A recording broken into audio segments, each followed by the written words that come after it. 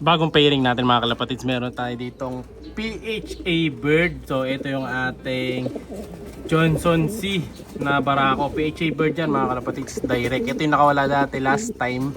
Maalala nyo, dito nakawala yan dito.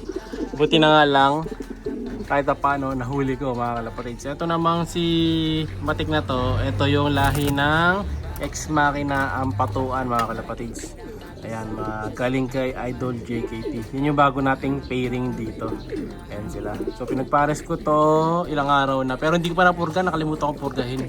So hindi na natin sila papakainin ngayon para mapurga natin bukas.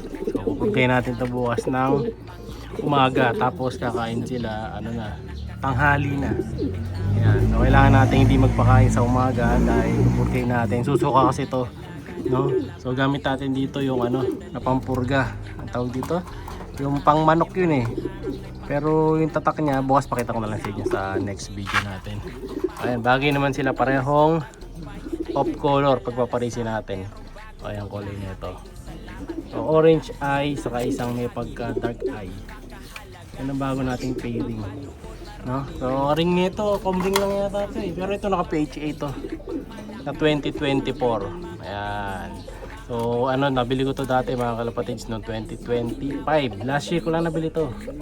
So hindi ko pa masyado na-testing yung mga anak, kaya to pinaris ko na agad sa off color. Pero ibang mga anak nito na pending ko na eh. Sa ending burst natin nilagay ibang anak nito. So susunod tayo naman magtatry ito, pinarisan natin ng off color. Ito dito meron tayong ito medyo na to, nakailang clutch na ba to? Dalawang clutch na yata to. So ito yung 16th overall inbreed cross dun sa Ibrek Japan. Ayun, nababae dun sa likod. Medyo mahirap to eh, video kasi malikot sila. Ito naman sa third pair natin. Third pair naman natin, meron tayo dito Vandenbroek cross stitch.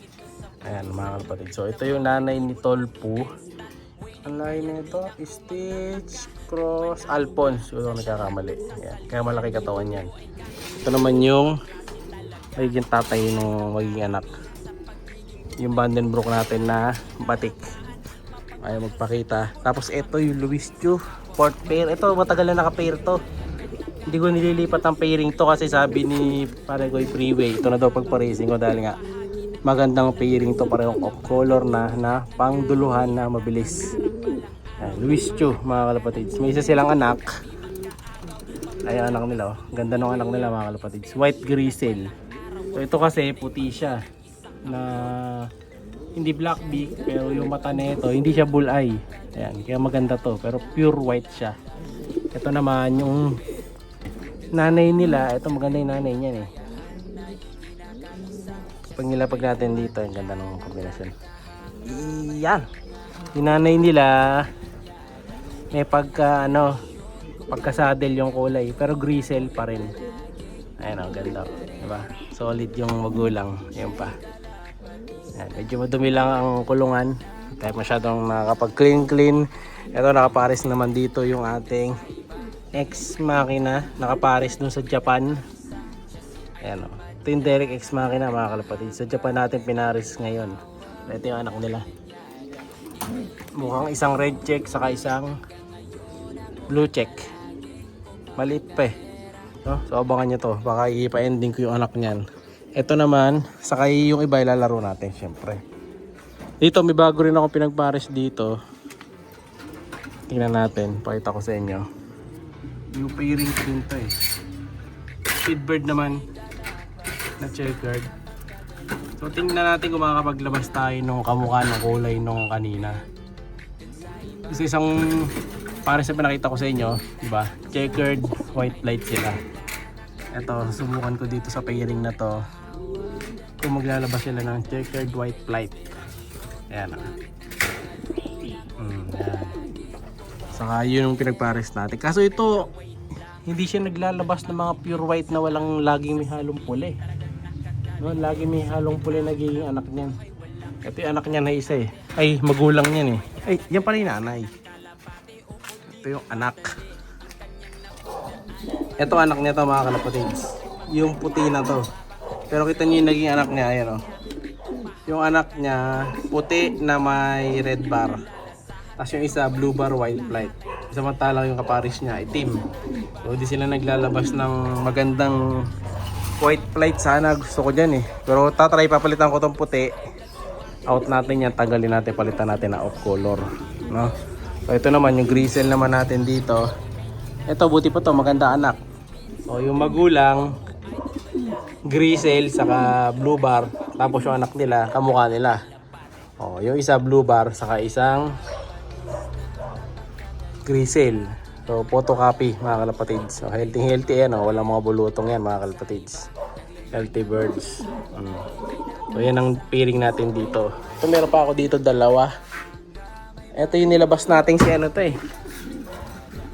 Si Violet. Ayan, si Violet nandito na. Itlog siyang dalawa mga kalapatids. Pero pupurgayin ko din to bukas. Tapon na natin itlog niyang bukas. Ang katabi niya dito, ito. Yung off color na to mga kalapatids. Nakalimutan ko sa line nito eh. Check ko na lang minsan pag napunta ko sa listahan natin. Pero lilista ko to, maglilista rin kasi ko bukas habang nagpupurga. Makikita na natin ng tunay na line yan. So ito yung na-injured natin na ibon na naka-club ring yan. Ayan, eh. So wala na, pang stock bird na lang. Kasi sayang. Now, dito naglagay din ako bagong ibon. Ang kinabit ko mga bagong ibon dito mga grisel. Ayan. So wala na akong space sa labas. Okay, no, yung Louis Chu natin na grisel nandiyan na sa labas.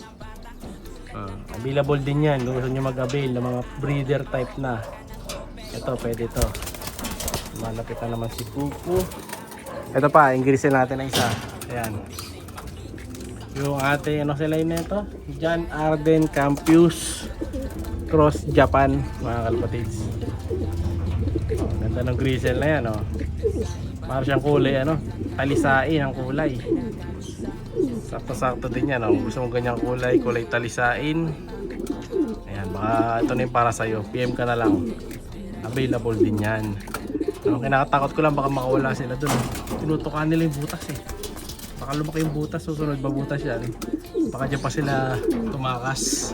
No, ito din na natin nagagamit, ito matanda na kasi mga kalapatids.